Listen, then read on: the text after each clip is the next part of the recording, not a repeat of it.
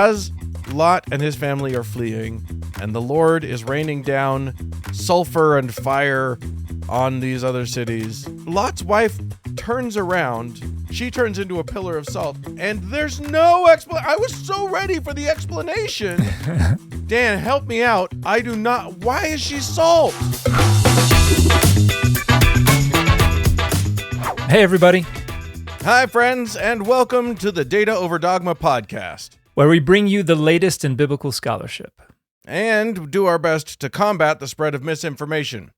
With me is Dr. Dan McClellan, Bible scholar and TikTok star, and I'm non-scholar and TikTok nobody, Dan Beecher. Hi, Dan. How are you? I'm doing well. How are you doing today, Dan? I'm doing great. Coming up on today's show, I'm going to do a little chapter and verse. We're going to stick in Genesis.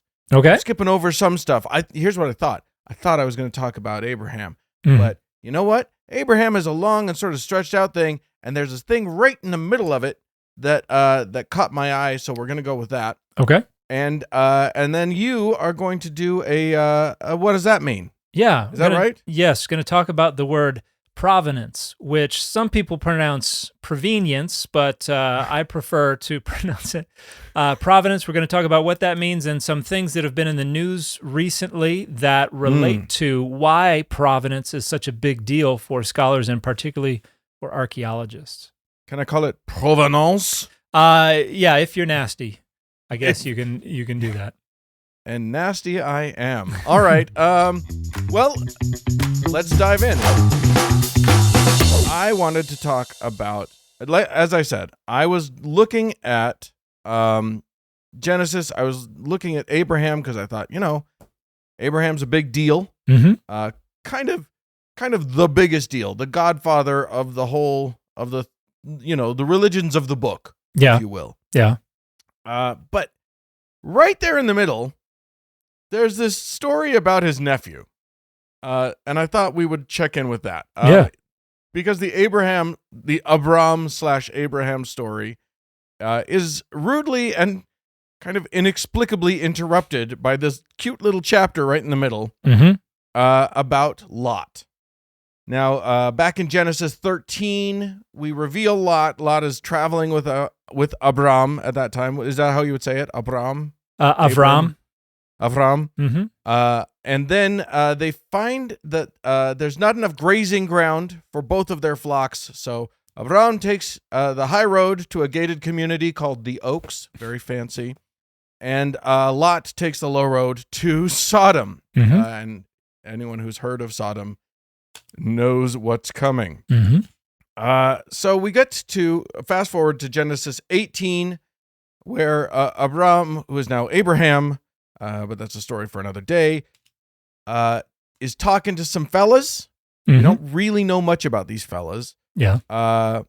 And the Lord jumps in and decides to reveal that Sodom is going to be destroyed because it's wicked.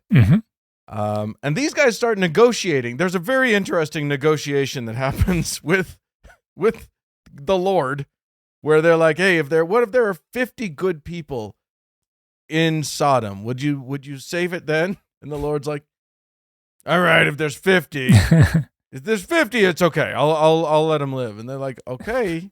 I'm thinking of Pawn Stars here. Best I can do is 50. But it's not, because they get them. They're like 45. What if there's only 5 less than that? 45. Come on. And the Lord's like, "Okay, 45." They keep going. It is the weirdest thing. They just talk him down. 45, 40, 30, blah, blah, blah. They get down to 10. If there are 10 good people in Sodom, and here's the interesting part. Correct me if I'm wrong here, Dan. The Lord doesn't seem to know how many good people there are in Sodom. He has to go and check it out for himself. And this is something we find in Genesis a bunch. Like when the Tower of Babel, in Genesis 11, the story starts with them going, "Hey, let's go see what's going on down there." And so, and this is one of those first-person plural verbs, or probably a reference to the divine council, but they're like, "I heard a weird noise, let's go check it out." They don't really know exactly what's going on. Just like Adam hiding in the garden and God's walking around like, "I thought he was Yeah. Where are you? He doesn't really Hello? know what's going on. It does see, yeah. So okay, the Lord doesn't know.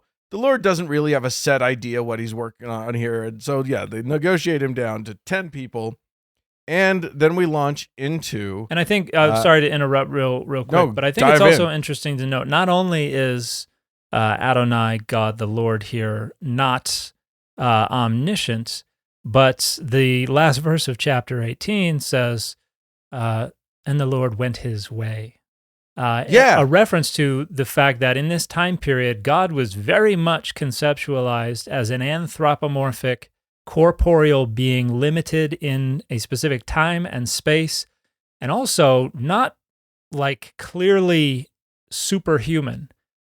We have stories where divine beings are confused for regular old humans, and that seems to be what's going on here. So God is very much a human-sized and shaped and looking entity who is just chatting with Abraham, and they're kind of, out on the veranda taking a look over at that city over there and haggling over how much to save the city. And so it's a different concept of God than what we are. God seems to be like walking around and stuff. Like on his feet. He's not floating on a chariot in the clouds or anything. Yeah. All right.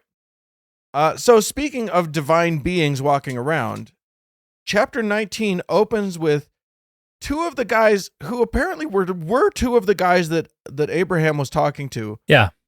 Have now journeyed into Sodom, but the first 3 words of chapter 19 are the 2 angels came to Sodom in the evening. Now what's going on with the angels? So in the beginning of what's that?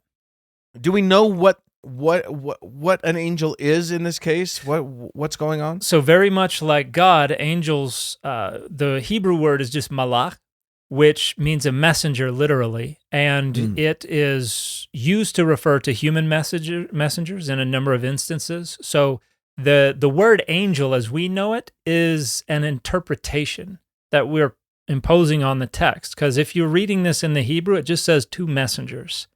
Weird. And, we have in the books of Samuel, you have, and David sent messengers. And it's the exact same word in Hebrew. And so the idea of a divine messenger is an interpretive lens that we're putting on the text. But there are enough stories within the Hebrew Bible where it's very clearly a divine messenger and not a human messenger, that we're kind of comfortable with this notion that angel is an appropriate way to refer to these entities. But the very second verse of verse 18, so it starts off, the Lord appeared to Abraham by the oaks of Mamre as he sat at the entrance of his tent. Verse 2 starts off, he looks up and he saw 3 men. And so here, and in a number of other places, both God and these angels are referred to as an ish, as a man. And there's a wonderful book on this by Esther Hamori called "When Gods Were Men," and it's an academic discussion of what she labels the Ish theophany, or a story about God appearing to someone and the narrator explicitly referring to God as an Ish, as a man. Well, some people think of him as a man, some people don't. To each their own is what I'd like to. Oh, that was very cheap. There you go. Hey, man, low-hanging fruit is still fruit. All right. So here we go. These 2 angels, messengers, whatever. What's interesting to me I'm going to stick with the angels thing because I'm curious about this. What's interesting to me is that nothing else in this story says to me that these angels are divine. They clearly have knowledge from God. They have the knowledge that the town's going to be destroyed, and maybe they have the ability to sort of check in with God. And maybe it is just that they are the ones who like later on are kind of in charge of when the destruction happens and kind of negotiating with Lot about when the destruction happens. So maybe they have some. Okay, I'm talking myself into them having some divine power. Well, if you've seen the movie Dogma, you will know that raining down fire and brimstone from heaven is one of the most physically taxing activities in the world, apart from soccer. So, yeah, I haven't seen that movie since the 90s, so you and I were talking about it, and I can't track it down. It's nowhere. Yeah. Anyway. But yeah, here they're just like, hey, God's going to destroy this city. So there's not, it's not like they're playing a role. They're actively engaged in this. They're just kind of, waltzing in to say, hey, you should probably get out of here. Right. Okay, so these two guys come into town. Immediately, they encounter Lot, who jumps up and says, hey, come and stay at my house. And they're like, no, we're going to sleep in the square. And he's like, no, I insist. Come, you'll sleep in our house. You'll wake up early in the morning and you'll get out, which is what I always want to tell my guests. You'll get up very early and leave. Yes. You're very welcome until tomorrow. Anyway, so he brings them into the house. I'll interrupt you real quick to just suggest that this is kind of the rhetorical point of the story, is that unlike the people of Sodom, and previously when it referenced Lot pitching his tent towards Sodom or alongside Sodom, it talked about Sodom being wicked. And so, and part of this may play on kind of a contrast between agrarian living folks and city dwellers. There's a part of it that may be suggesting city dwellers are problematic, and that farm living is for me kind of perspective, where we prefer folks who live off the land, who live in tents, rather than folks who live in cities. And that may be part of the message, is that Sodom is bad because it's this city that's filled with all these city dwellers, and they have apartments in these high rises, and you don't get a yard or anything, and they just don't like cities. And so part of what is going on here is they're representing Lot as being very hospitable, and this is something that was an ideal in this time period, is hospitality to strangers. And so they're like, nah, we're just going to sleep on the ground. And he comes out and says, no, come into my house, take whatever you need. I will provide for you, and then I will not stand in your way. I will let you go do whatever it is you need to do afterwards. So Lot is being shown as kind of the ideal offer of hospitality, which stands in, as we will see, marked contrast to the rest of the people of Sodom. Yeah, indeed. And that actually, spoiler alert, comes into play much later in the Bible. Is it in Ezekiel where they talk about what the sin of Sodom is? And spoiler alert, it ain't the raping. At least not there.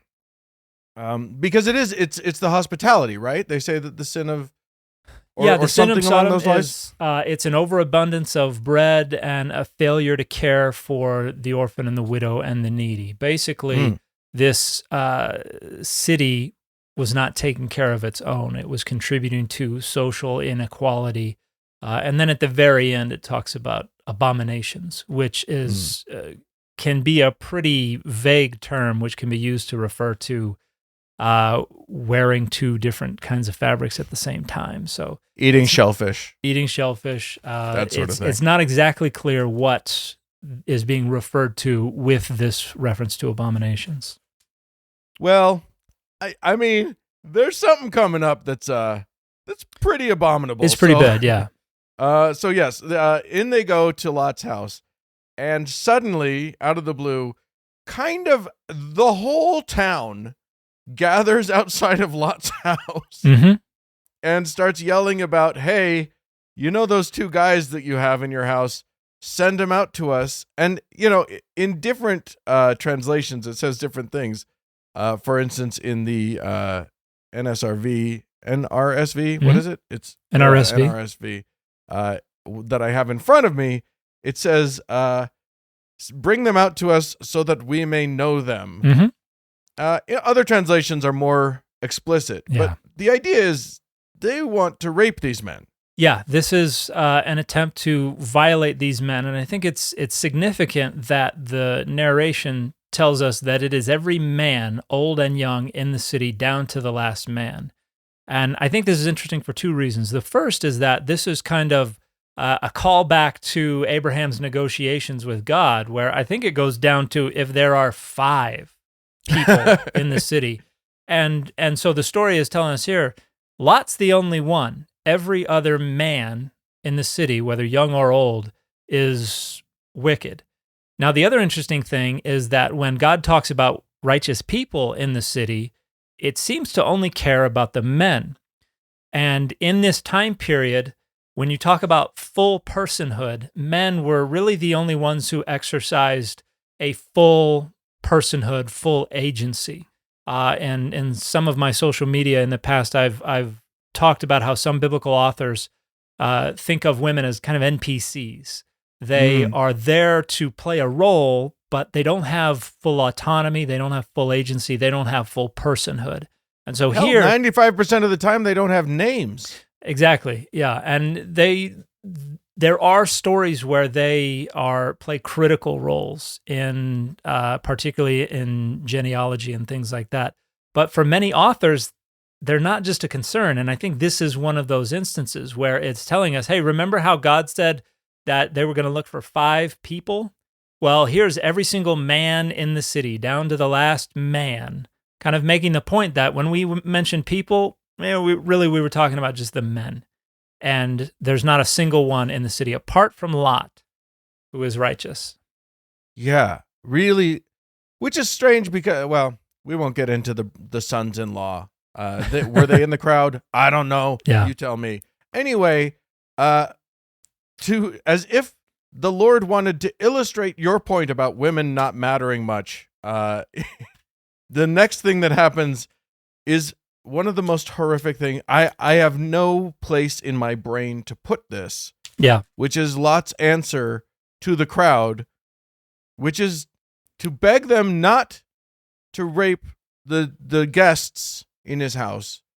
But here's what I'll do. Just because I don't want you to have nothing, I'm going to send out my 2 daughters to you, and you can do with them as you will. Yeah. And this is a way to, again, kind of hold up Lot as the ideal patron, the ideal offer of hospitality, because it is hyperbolic, it is rhetorical, but it's saying Lot cares so much about the safety of anyone he brings in under his roof that he's willing to sacrifice his 2 daughters in order to protect them. And this is not just in addition to being a denigration, a subjugation of their personhood, their autonomy, their agency. It's also, again, showing Lot as willing to give up something, because having 2 daughters means you have some money headed your way, because you're going to basically sell them off. When they get married, there's a bride price that's going to come to you. And this is, if they have been violated, if they're no longer, from the perspective of these authors, if they're no longer potential wives, if they're not wife material, then Lot is also sacrificing that future income. So in a few different ways, it's presenting Lot as willing to sacrifice his own resources, his own goods, members of his own family in order to protect these house guests. And now this story has a parallel. This is not the only place in the Bible where we hear almost the exact same story. Judges 19 tells almost the exact same story. And this is with a gentleman, an Israelite, who is traveling with his concubine, and very similar situation. He's in a town. It's supposed to be a town that is full of Israelites. He chooses not to stop at the closer town, but to go on to this other town where there are Israelites, because he trusts his own people. He's within, he's among his people. And he stops in, and someone offers to let him stay in his house. And it's the very same thing. This is a very hospitable house owner. And the same thing happens. Men surround the house, and they say, send this dude out. We're going to violate him. And it's important to note here, as with sexual assault today, it's not about sex. It's about power. It's a way to exercise control over others. It's a way to make yourself feel more powerful. And here, it's a way to shame and denigrate and humiliate another male Israelite. And so some people think this is a judgment on, a criticism on same-sex orientation or same-sex intercourse. And it's really not. These men are playing a role where they are trying to humiliate someone from the outside who is staying the night, trying to exercise power over them. And a very similar thing happens where the man says, no, I'm not going to send out my house guest. I'm going to protect him. And the house guest says, well, I'm just going to shove my concubine out the door. And the concubine, and we'll see what happens in the Genesis story, but in the Judges story, the concubine gets shoved outside and is violated all night long, and then ends up dying from her injuries on the very doorstep. And in that story, the man comes out the next day, and it is a horrific story. When you read it, the narrative is like, he stepped outside and he was like, come on, get up, we got to go. And then realized she was dead. And in the story, actually dismembers her, cuts her up into 12 pieces, sends one to each of the 12 tribes of Israel, basically to say, look what they did to my concubine. I was supposed to be in Israelite territory, but the houses of Israel are just in disarray. So it's a shocking story. It is parallel in many ways to what's going on in Genesis 19. But I just wanted to make that point that this is not saying these guys really just wanted to have sexual intercourse with other men. That's not the point of the story in any way, shape, or form. It is the locals were trying to abuse and humiliate and shame someone from the outside. And just to be clear, there's no equivocation here, right? There's no way around the facts of this. Like, this isn't an interpretation problem where, like, you could interpret it a different way. Like, no, the crowd is here to rape these two guys. Lot then offers to, like, is going to send his daughters out to the crowd to be raped. Yeah. Okay. Hey, friends, we just wanted to jump in here really quickly and let you know that we are doing a quick listener survey just for our show. This is a survey so that we can understand what's important to you. We can get a better sense of the demographics of our audience. It's super helpful for us. It shouldn't take you that long to do. And we'd really appreciate it if you'd be willing to go and do it. So much so that we are offering a $100 gift card, not to everyone. We're just we're going to have a drawing, so you will be entered to win a $100 Amazon gift card if you will just participate in our little survey. It is minimally invasive. There's no surgery involved. It is basically we want to understand the audience better so that we can, one, craft our content better and also be able to pass on data to the network that we work with so that we can craft advertising better so that we're not trying to sell you stuff that none of you want. Yes, indeed. Which is, the last thing that we want to do here. If we're going to run ads, we want them to be relevant to you. We want them to be things that you might even be interested in. Yeah. So if you are willing to, we'd really appreciate it. Head over to surveymonkey.com/r/data-over-dogma. We'll put the link in the show notes as well, but surveymonkey.com/r/data-over-dogma will get you there. Your chance to win $100. Not too shabby, and it helps us out. So we'd really appreciate you going there. Thanks. Bye, everybody. Fortunately, unlike the concubine in the other story, the angels stop him from sending the daughters out. They pull him back in, close the door, and then somehow blind all of the crowd so that they can't come in and save the day. And then they tell so that little escapade is over. Right. So then it's time for the cities to be destroyed. Multiple cities actually get destroyed in this, though Sodom is sort of the center of this thing. And the men say to Lot, hey, do you have anybody else in town that you want to save? Because we're going right now. And Lot goes to his daughter's boyfriends. They're not really married yet, right? They're called sons-in-law, but It seems like they're not married yet. So marriage anciently was a lot different. Once they got engaged, they were basically treated as, or they were referred to as if they were already married. So that engagement was like step one in a two-step process. And so it can refer to them as sons-in-law because there's already a contract there. It has not yet been consummated. And so fiancés. Yeah, and that's why Lot can offer these two women who are virgins in the story because they have not yet consummated the marriage. Interesting. All right, so he goes to the sons-in-law. He says, hey, we got to get out of here. The Lord's going to destroy the entire city. And they go, nah.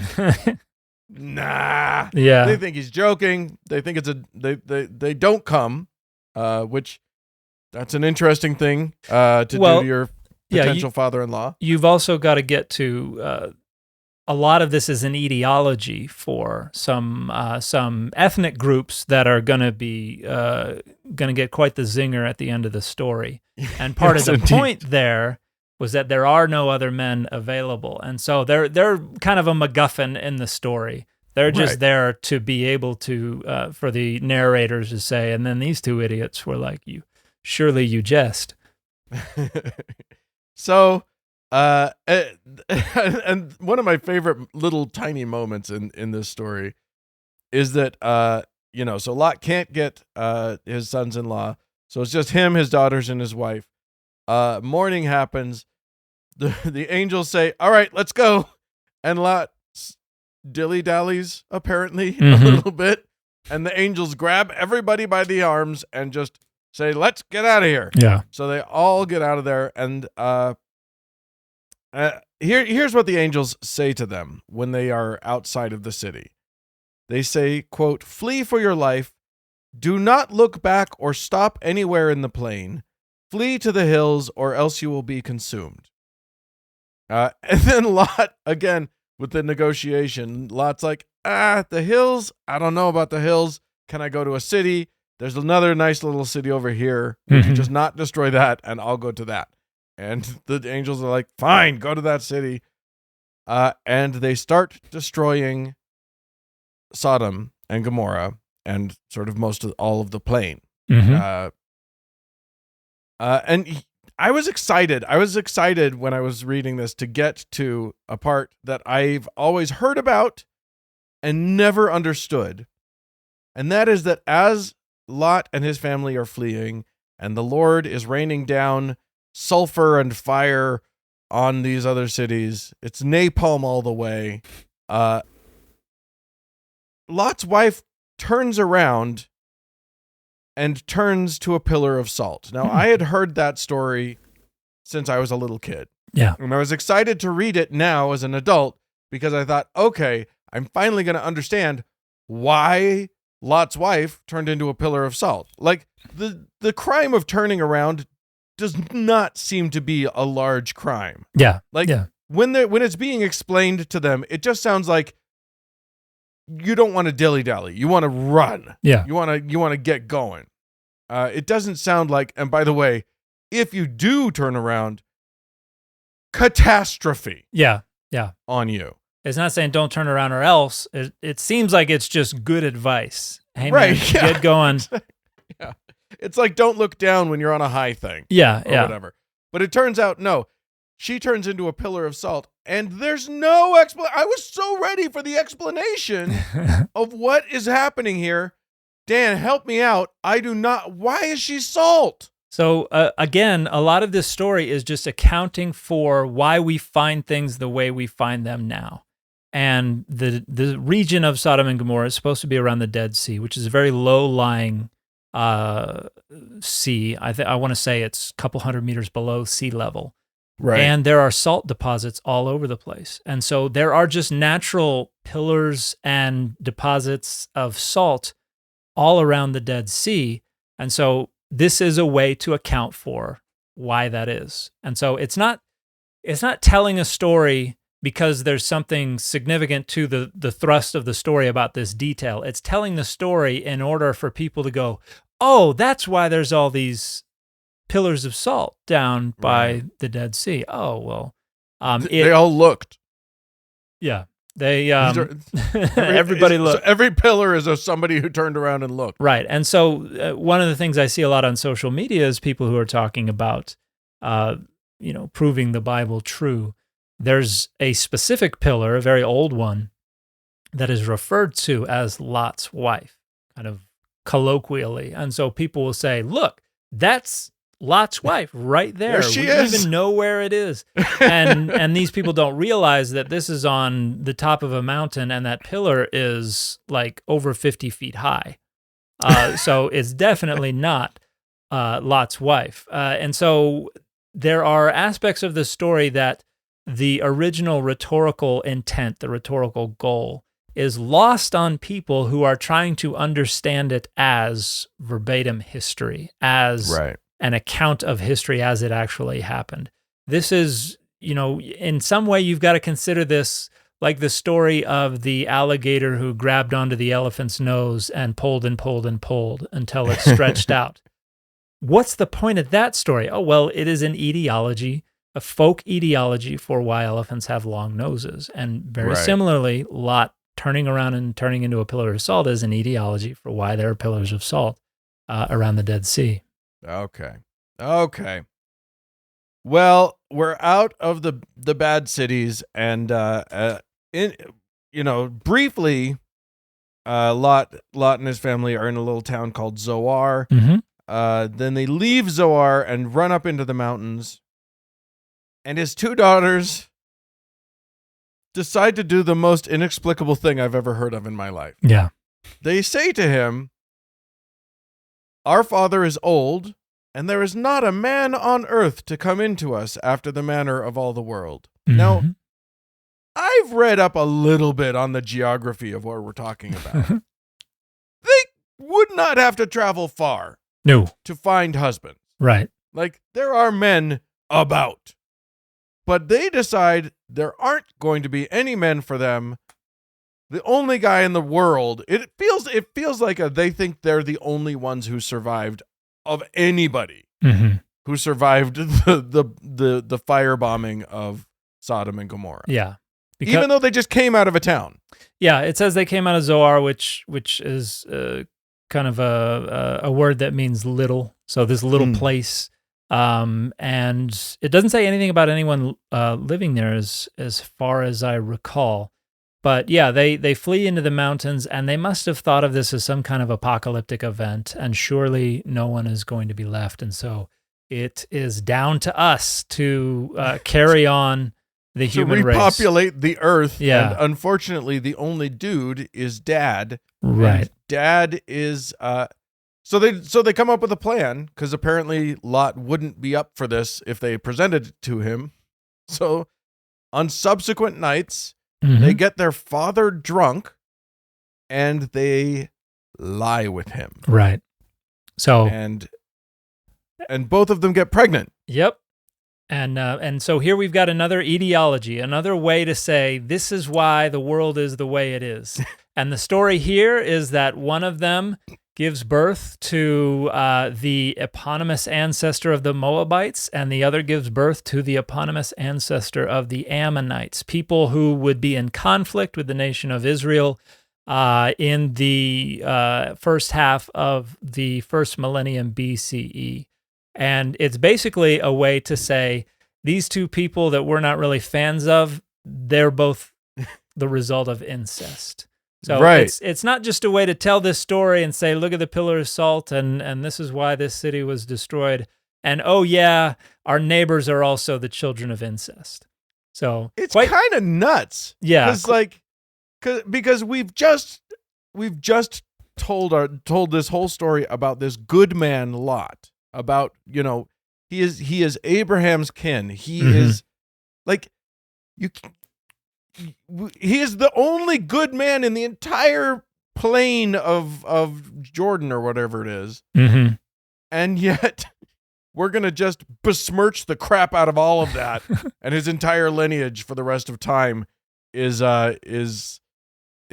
tainted Yeah. by incest. And in part, it kind of absolves him of the responsibility a little bit by saying this was the daughter's intentional decision and they tricked him by getting him drunk. So he's not Right. responsible for this. So in a way, it tries to tie off Lot's righteousness and Right. say this wasn't his issue, but still the Moabites and the Ammonites are gross people. And and this is part of one of the main rhetorical thrusts of the book of Genesis, is to create a single lineage for all the peoples on earth so that we can account for where everybody came from, and it all goes back to a single individual. Initially Adam and Eve, and we're going to get then Noah and the flood, and then we're going to get all these peoples, and the peoples we like, which are not really many people, except for Israel and the people descended from Israel. But the people we don't like, everybody else, we got some zingers in store for them. This is where they came from, and including Hagar, whose son. This is Genesis 16. Hagar gives birth to Ishmael. Ishmael is going to be the eponymous ancestor of the Ishmaelites, but this is an enslaved woman who only was able to have a child by Abraham because Sarah was barren. And so these are ways to kind of rhetorically taint all these other folks around them that they had different degrees of hatred for. Yeah, I mean, it's an interesting device to use, and I get why they did it. Let's not talk about the fact that they score a bit of an own goal on themselves when Sarah and Abraham turn out to be half brother, half sister. But we'll get to that another time. That's a story for another time. Yeah. As for that, that's the end of the Lot story. Mm-hmm. That's all we get. And so, ends with a middle finger to the Moabites and the and the Ammonites. The end, and then we're back to the Abraham story, which we will get to at some point. Yep. But for now, let's take a break. All right. Welcome to this installation of What Does That Mean? The segment where we try to talk about some terms, some concepts, some frameworks from the worlds of biblical studies, study of religion, archaeology. And today I wanted to talk about a word that I pronounce provenance, but that some people will pronounce provenience or something like that, particularly if they're of a European bent. But this is a word that fundamentally refers to the origins of something or when something began to be the way it is. And this is used a lot in archaeology to talk about where we found things. And so you will hear archaeologists distinguish provenanced artifacts from unprovenanced artifacts. And this is a big deal. An unprovenanced artifact is something that does not have a secure provenance. We don't know precisely where it was first discovered, because at some point, everything that we find archaeologically was left somewhere, and then some point later, someone dug it up out of the ground, tripped over it, discovered it somehow. And that point of discovery is the provenance. Now, with unprovenanced artifacts, a lot of them will turn up on the market. Somebody will be offered something for sale, and they don't know exactly where it came from. And the big problem with this is without a good provenance, you don't know if it's a forgery or not. You don't know where it came from. You don't know when it came from. And so there's a limit to the utility, the usefulness of such artifacts for scholars. Part of what we're talking about is kind of like the legal concept of chain of custody, where like if we know whose hands a piece of evidence has been in, and we can we can definitively track where it's come from and how who's handled it and stuff. Then legally, then it has much more force. Yeah. Than if it just shows up somewhere. Yeah. And similarly, in scholarship, something has much more force and more utility for the scholarly discussion if we can say, we were digging in this place, we kept careful notes at this depth, we found this, it was found right next to this other thing, it was found with these other things inside it, or it was found inside these other things.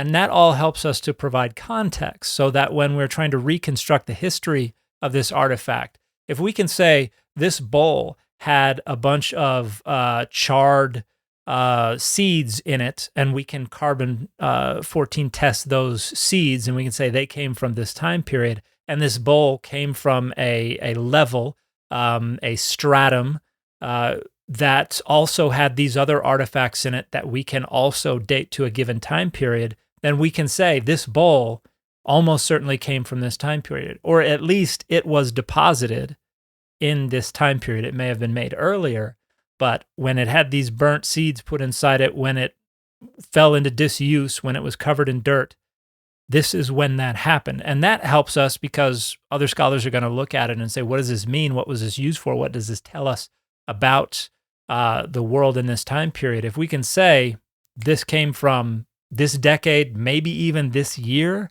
then it is a lot more useful to us as scholars. But if somebody shows up, if you see on eBay, I don't even know if eBay is still a thing, but if you see on eBay somebody selling a bowl and they said, oh, this came from 5000 BC, we have no idea if that's the case. And we can try to compare things, what kinds of designs are on it, how is it made, what shape is it in. We can try to fit it into things, but we may only be able to get within maybe 500 years. We may not even be able to get into the right millennium. And so provenance is so important. And these days, there's an entire industry around creating fake artifacts. No. Yeah. You don't say. Believe it or not, there are people willing to create fake artifacts to make money. And some of them can make a lot of money. The Dead Sea Scrolls. We know that the Dead Sea Scrolls that were initially purchased way back in 1947 and in the years following, we know that those are authentic. And then we had archaeologists who went out to Qumran and the surrounding area and dug and discovered a bunch more. We have the provenance for those things. The original ones were found on the market, so they were initially unprovenanced, but we were able to trace them back to the caves from which they came from, and we're pretty secure in that. But since 2002, there have been a handful of fragments of texts that were associated with the Dead Sea Scrolls that were sold at auctions or sold privately by people who just showed up with these fragments and probably said, oh yeah, they came from here.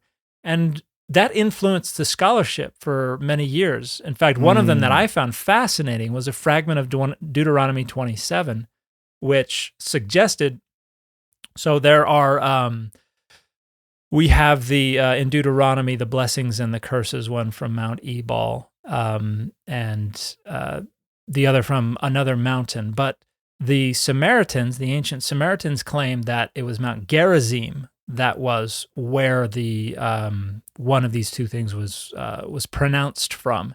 And this fragment of Deuteronomy 27, where it should have said Ebal, it said Gerizim. And this was like, oh no, or oh yeah, the Samaritans may have been right. And this excited a lot of people, and me included. I was like, this is fascinating. This is so cool. Fast forward almost 20 years, we had a lot of scholars who were starting to do research on these fragments and look closely at them, who decided it seems like these are forgeries, that these aren't real. And a friend of mine was involved in that, Kip Davis, Dr. Kip Davis, that I worked with at Trinity Western University 13 years ago, was one of the scholars who did a lot of really great work looking at these things under microscopes, looking at the ink, looking at the animal skins that were used, and concluding with a high degree of certainty that these were not produced anciently. These are forgeries.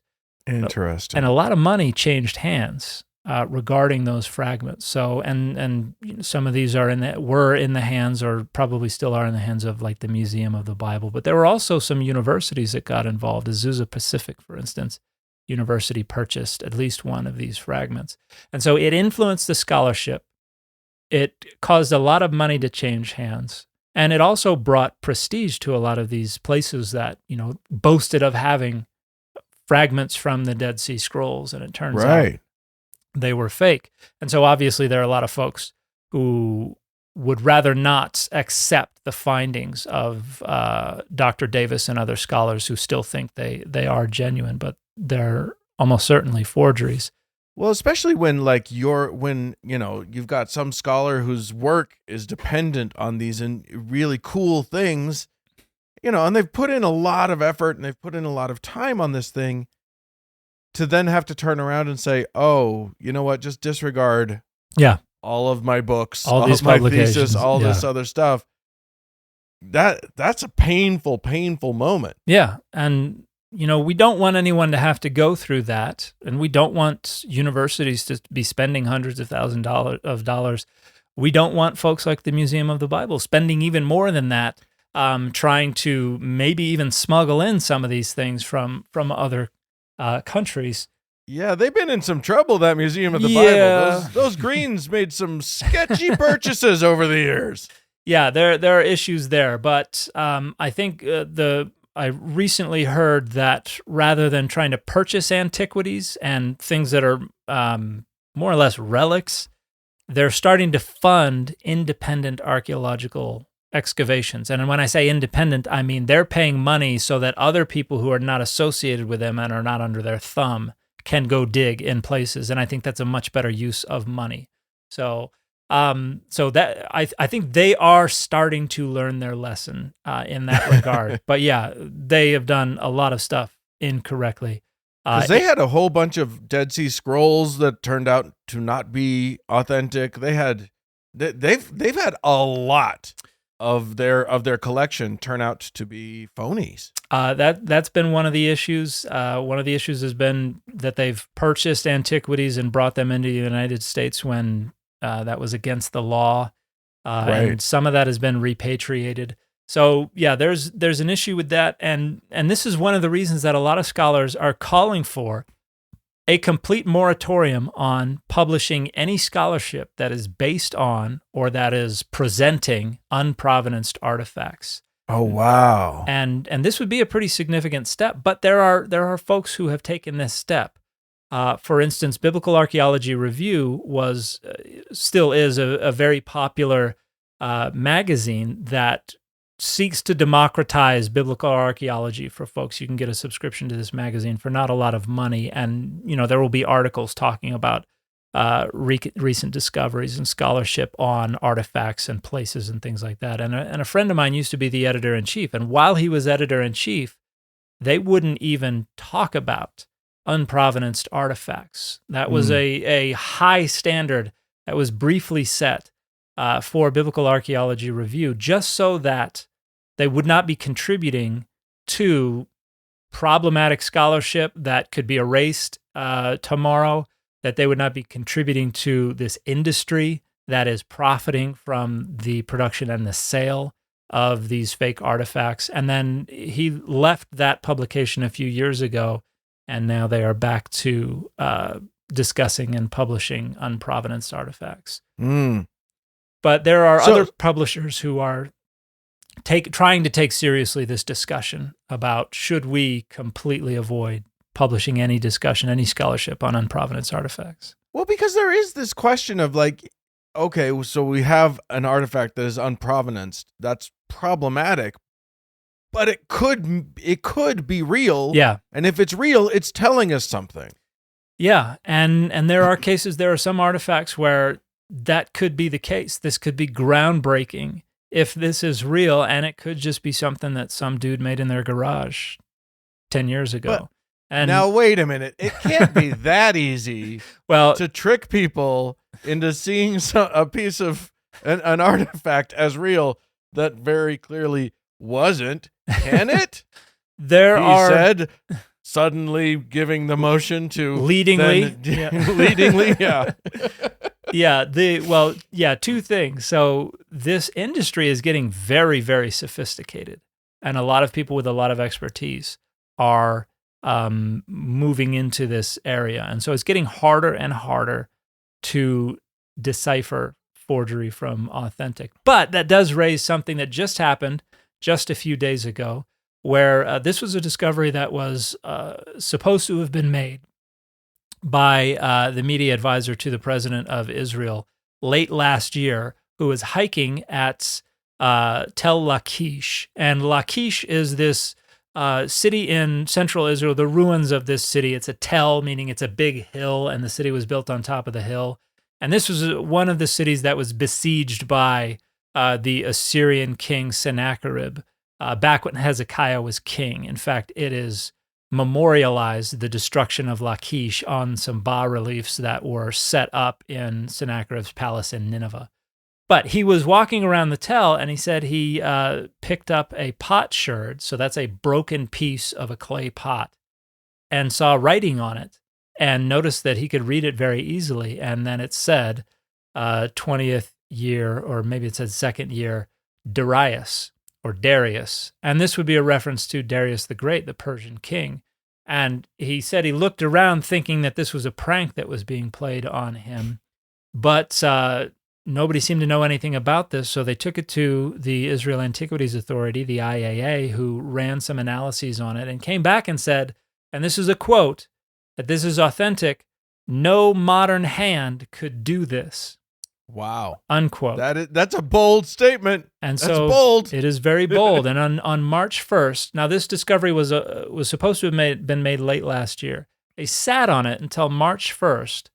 So just less than a week before the beginning of the celebration of Purim, the Jewish holiday that derives from the story of Esther.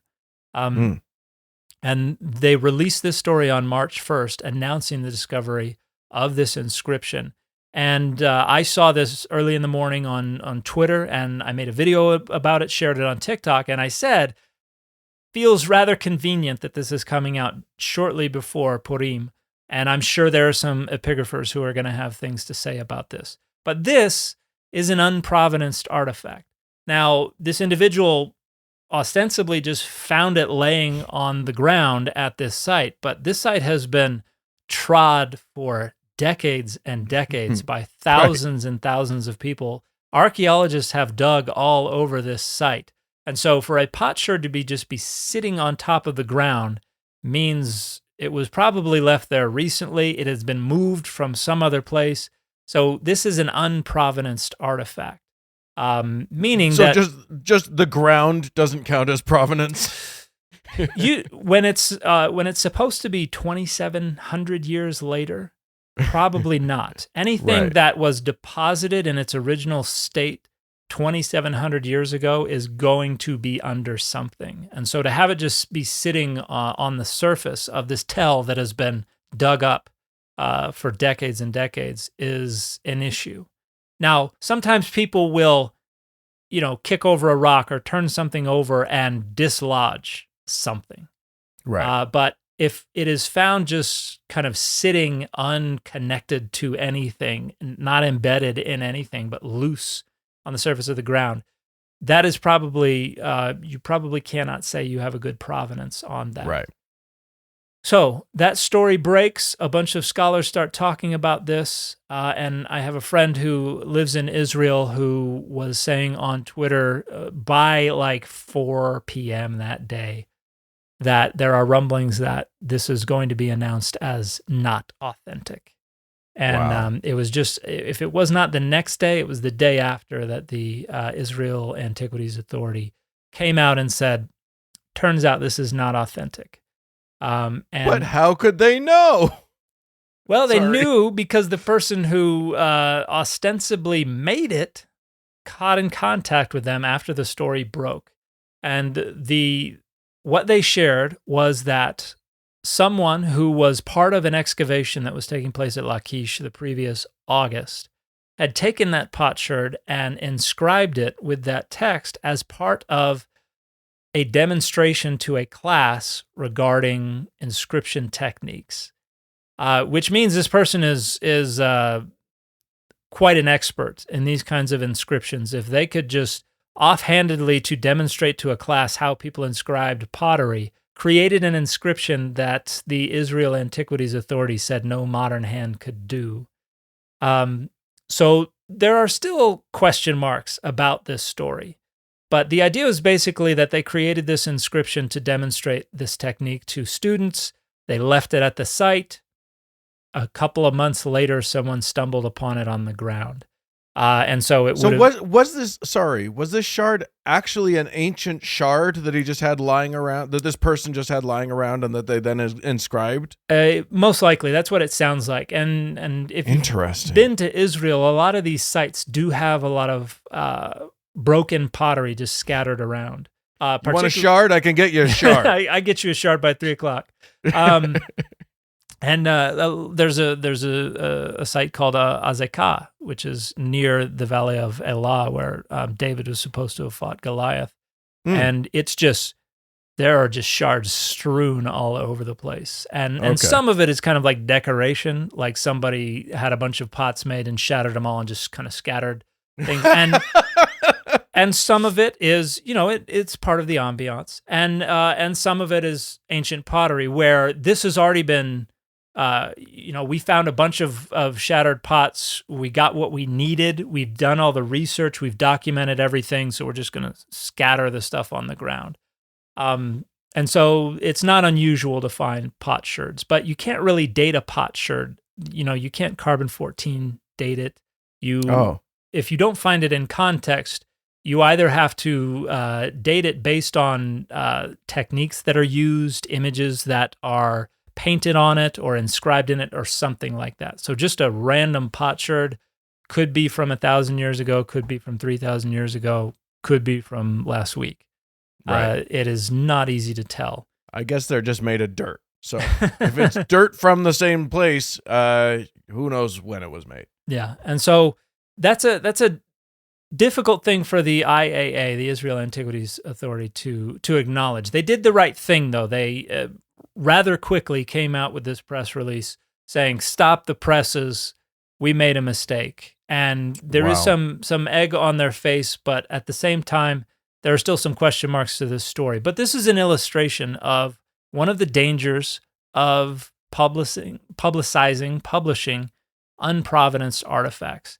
As if this was just created by somebody illustrating this technique for their students. If they never found out about this story being released, or if they decided not to come forth, that artifact could be used in who knows how much research. Now, in this particular instance, the inscription, 2nd year or 20th year, whatever, of Darius, that doesn't really change much. We know quite a bit about Darius. It would be the first direct attestation to Darius that is found in Israel. So in that sense, it would be noteworthy, but it wouldn't really change any of the scholarship. But if they had said something that would be groundbreaking and then kept their mouth shut, that could, there could be doctoral dissertations written about that, conferences held, books published, and all based on something that somebody may have just scribbled and kind of absent-mindedly left behind, and that could change the shape of scholarship. And so because of just how serious those things can be, I think we need to take seriously the problem of unprovenanced artifacts, and people need to be aware of what artifacts that are being talked about in the public have provenance and which do not, because those that do not tend to generate a lot of problems. I feel like the next thing you're going to tell me is like the Noah's Ark that they found in Turkey isn't legitimate. Well, that one's still in the ground, but it's definitely not legitimate. Oh, darn it. All right, fine. No, that one's, we'll talk about what wishful thinking means in another segment, but motivated reasoning. Yeah, exactly. All right. Well, thank you, Dan. That's fascinating. Another word in our pocket as we journey forth in the scholarship. That's useful. If you would like to contact us about that or anything that we've talked about on today's show, listener and viewer at home, you can write into us. The address is contact@dataoverdogmapod.com, and you can write to us there. Find us on all of our social media. And if you become a patron of our show, then we will not have to go forth and start forging things for people to find just to support ourselves. So that's that's a good thing to do. Or will we? Who knows? There's some question there. In this economy, can't rule it out. We can't rule it out. We can rule nothing out. Anyway, thanks for listening, everybody, and we'll talk to you again next week.